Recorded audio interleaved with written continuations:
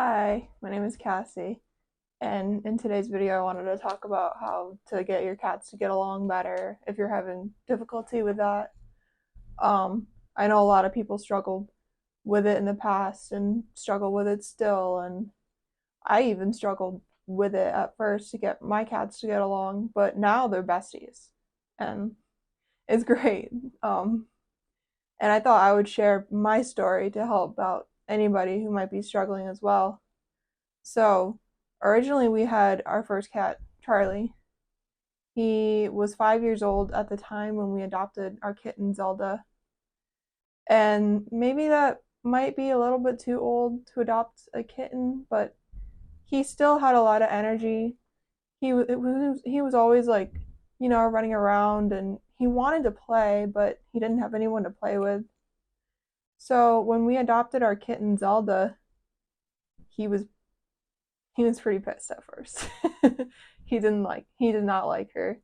I remember the first night my partner went to go pet Zelda, and then after he was done petting her, he went to go pet Charlie, and Charlie actually hissed, and my partner felt really bad. He felt like almost like, I guess, like he betrayed Charlie.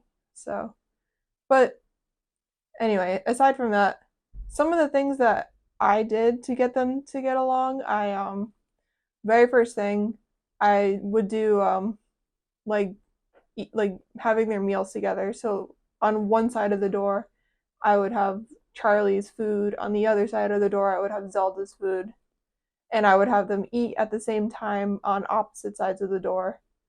And they did that for a few months. I would also do scent swapping, so I would swap like Zelda's bed, Charlie's bed, and they would just sniff each other's stuff. And that it was a slow process because Charlie did not was not having it for a while, but I knew I was not going to give up on either of them. I knew that they would eventually get along. It just was going to take time, and I heard that from other people that it takes time. So I had faith that it would work, that what I was doing. So I just had to keep doing it. So another thing I did was I did like supervised play sessions. This was later on in the process. Um,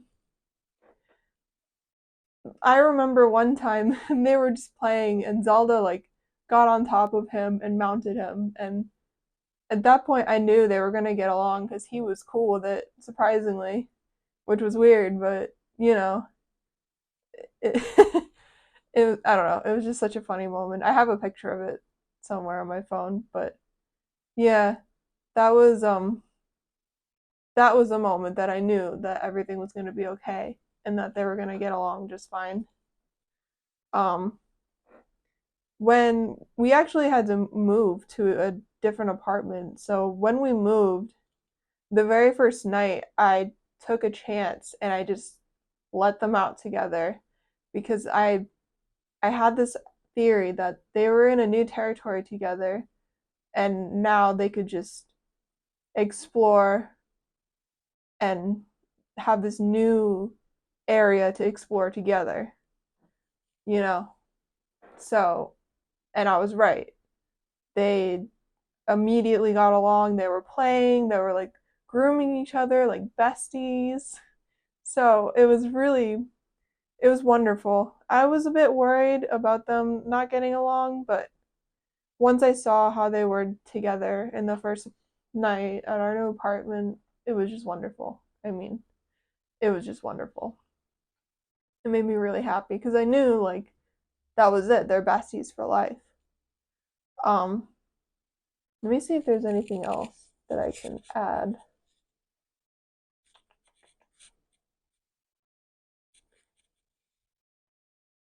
Oh, another thing that I did was treats. I would give them like treats together. So I actually got dental treats because Charlie has like kind of a dental problem, and it's good to give them dental treats, you know.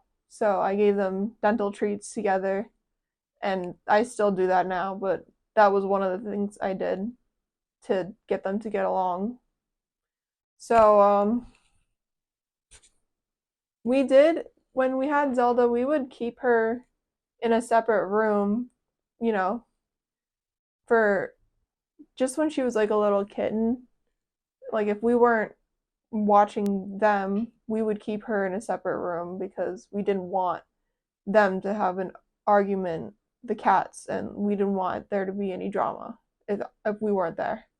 But that didn't last very long because they did become besties within like a few months.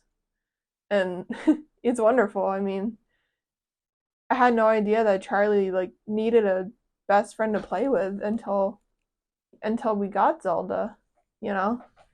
I just always assumed he was just extra naughty. But in reality, he just really needed a best friend.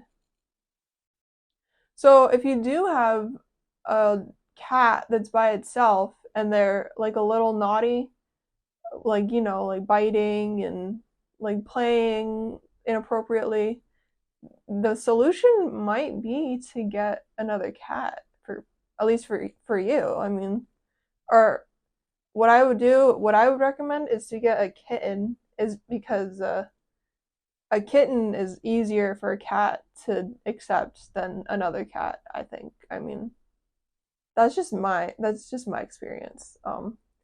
And Charlie's very like dominant and territorial, so like the female kitten that we got, that was absolutely the best option. Um, there was no better option than that. And now I have a orange and black cat, which is perfect. I have the perfect pair. um, yeah, so that's all for today's video. If you liked it, please subscribe. I'm gonna be making more like talking videos like this of just me telling stories or answering questions or anything like that. I really like doing videos like this, like sharing personal stories, and I'm gonna try to also keep up with like news stuff in the cat world. I mean, as much as I can. I mean, we'll see. But for now, this is the direction that the YouTube is headed, and is me being on camera talking. So yeah, I hope you liked the video. Bye.